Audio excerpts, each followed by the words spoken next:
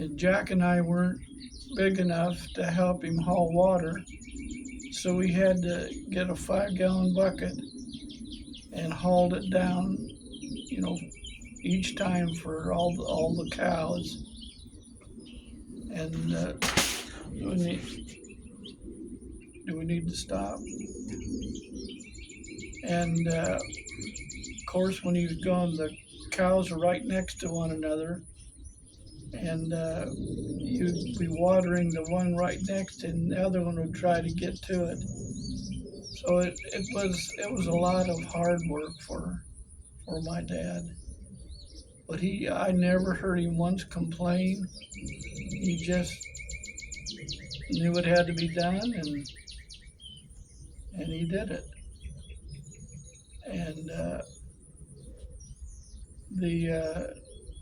it was a tough getting through that winter,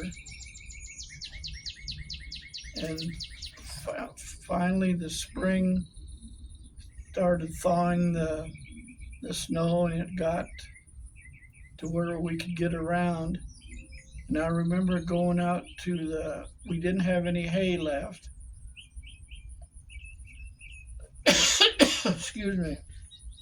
We didn't have any hay left, but there was a stack of straw out in the field from last fall's threshing. We used a threshing machine, and it blew the straw into a pile. Well, I went with my dad and a team of horses and a hay rack out in this field. It was still cold, and it was but it wasn't, it was probably above freezing, but it was still cold. Anyhow, we took our 2 horses, Dicky and Queenie, and Queenie, the mare, was pregnant with a colt.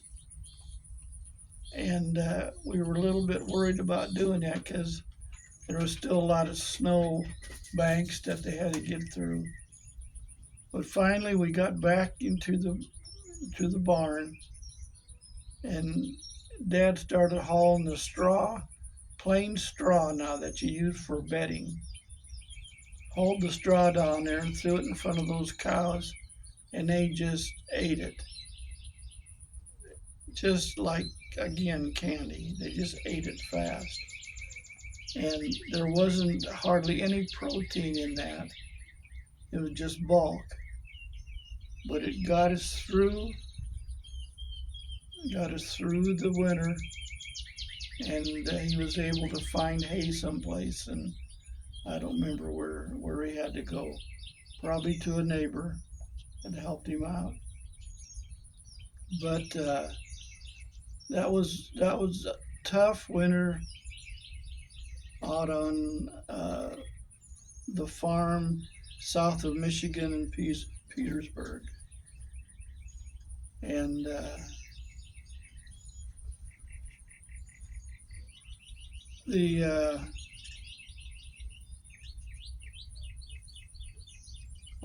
was going to say, Queenie, I remember upstairs in the house, and our bedroom was up there. I remember looking out the window, and Dad was out there, and Queenie was having her colt.